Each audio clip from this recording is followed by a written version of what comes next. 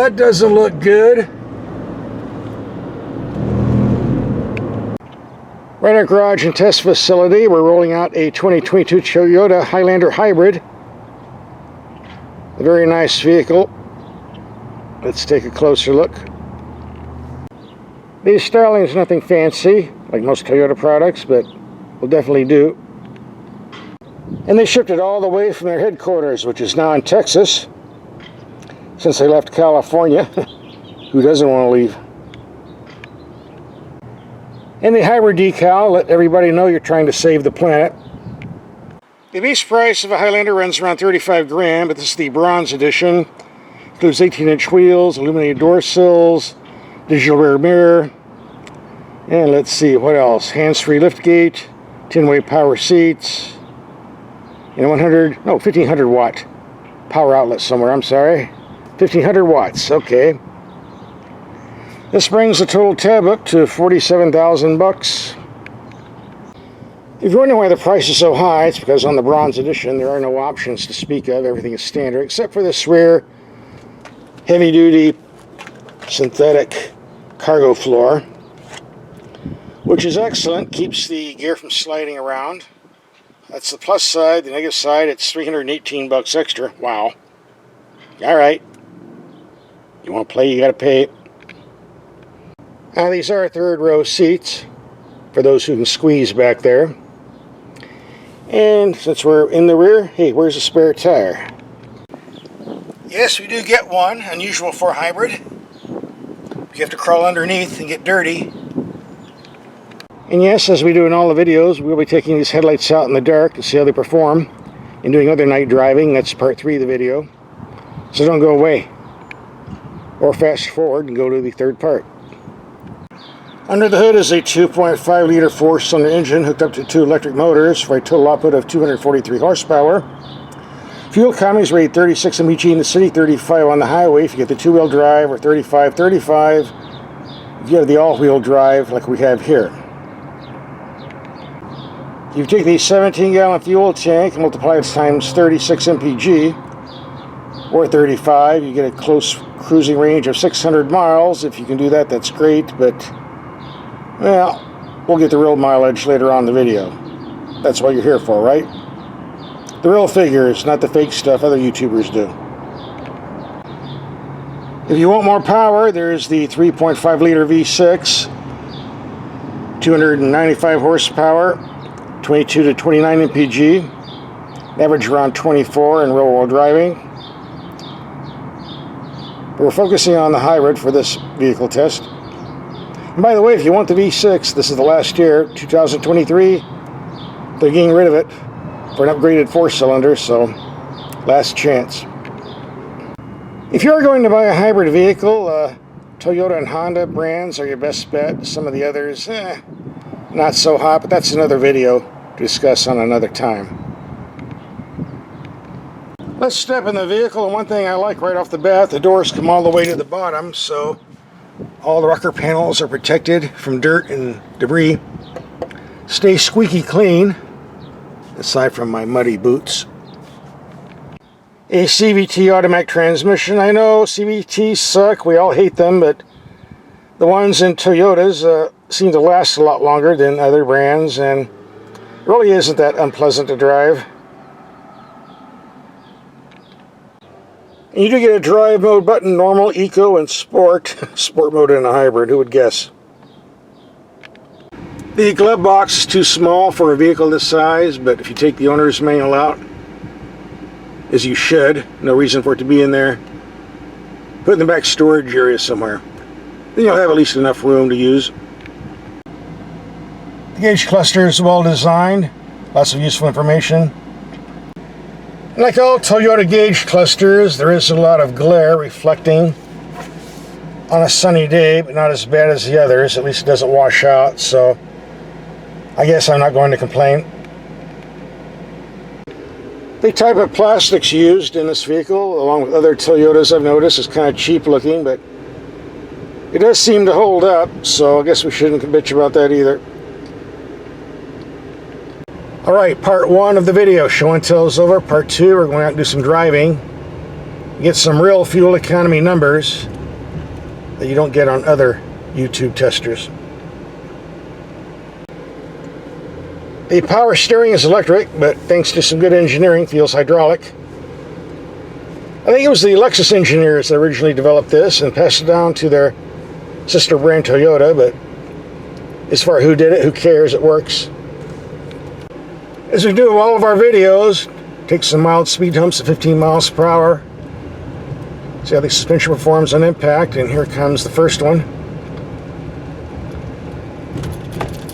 Very smooth. Number 2. That was a bigger bump, still smooth. Number 3. And the big nasty one. Slightly felt it, but not by much, and I just looked at the speedometer and we were doing 22 miles per hour. Even more impressive then, right? Even though this is a large vehicle, cranking out only 243 horsepower, there's a lot of torque generated by these electric motors at low RPM, and in city driving, this never feels underpowered, ever. So even though the 0 to 60 time might not be overly impressive, this vehicle still moves out with decent authority. And quiet enough, and nice brakes. Toyota has spent decades developing and improving this Highlander, and it shows. Very hard to find something to complain about. They've certainly got all the bugs out. Well, to be honest, the Toyota Highlander does not generate driving excitement at all, but if you're looking for something reliable, durable for long-term ownership, it's pretty hard to beat a Toyota Highlander. Definitely one of the better vehicles in its class. Okay, 32.7 is the latest MPG we got in mixed commuting. Let's take a highway trip and see what happens. This vehicle has a very soft ride on the freeway, maybe a little bit too soft.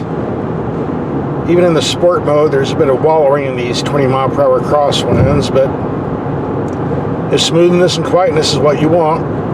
Yeah, it is quiet, wind noise is low. This might be a very good vehicle for long highway trips, especially if the fuel economy numbers are high. We'll see soon enough. Okay, mixed commuting, 32.7 previous. Freeway driving, 30.6, a bit lower, which is understandable. Hybrids don't perform well in highway driving. They do better in the city, and for now, this is our official highway mileage.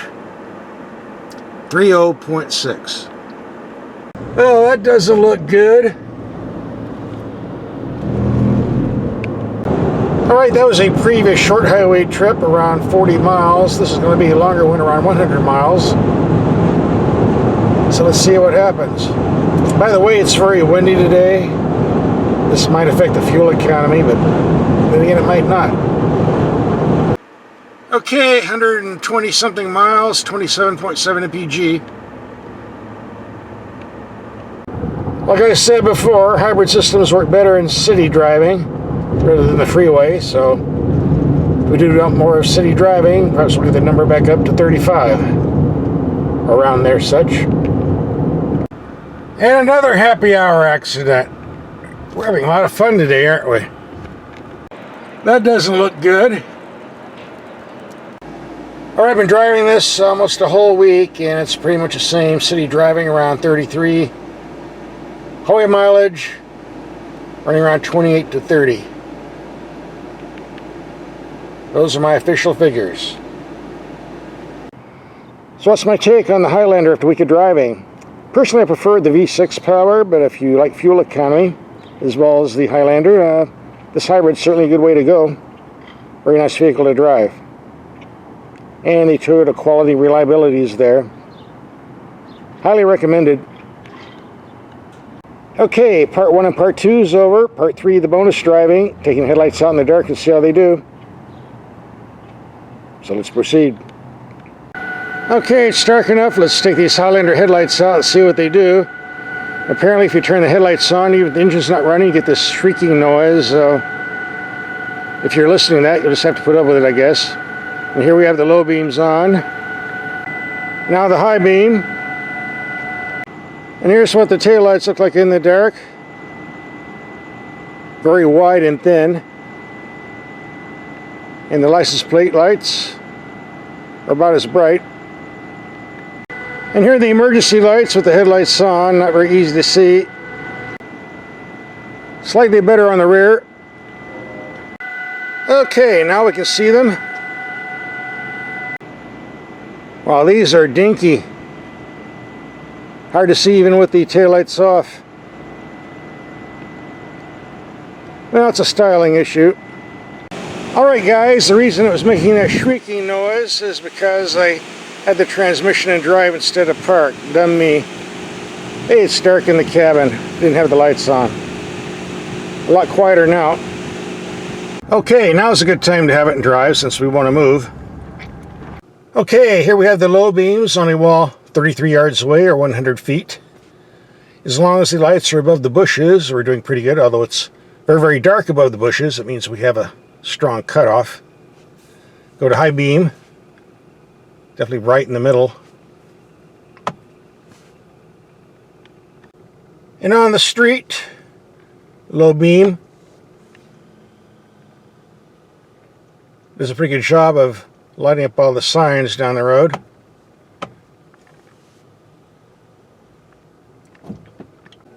Now I'll put the transmission in reverse, and here's what the rear camera looks like.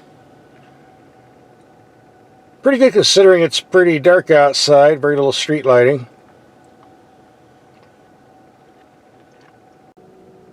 Gauge cluster glows pretty good. All the other controls light up, but they're not very bright. Blue dim, but good enough to see, that's what counts.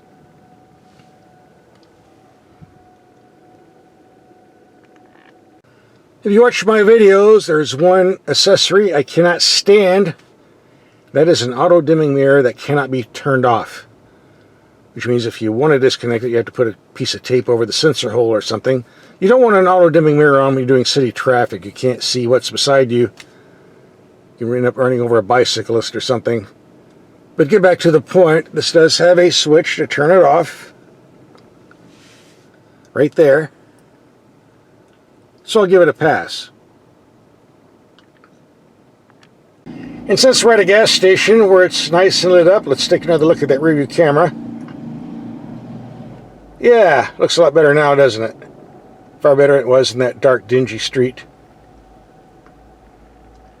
Like I've said before, the Toyota Highlander has been refined and improved for such a long time. There just aren't many defects to find, if any.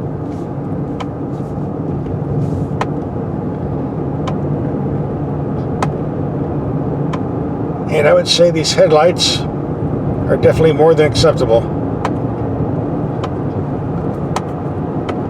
Does a great job lighting up those road signs, even if you're not on the freeway.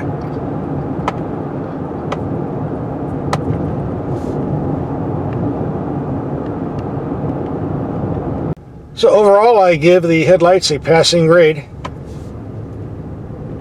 No complaints from me.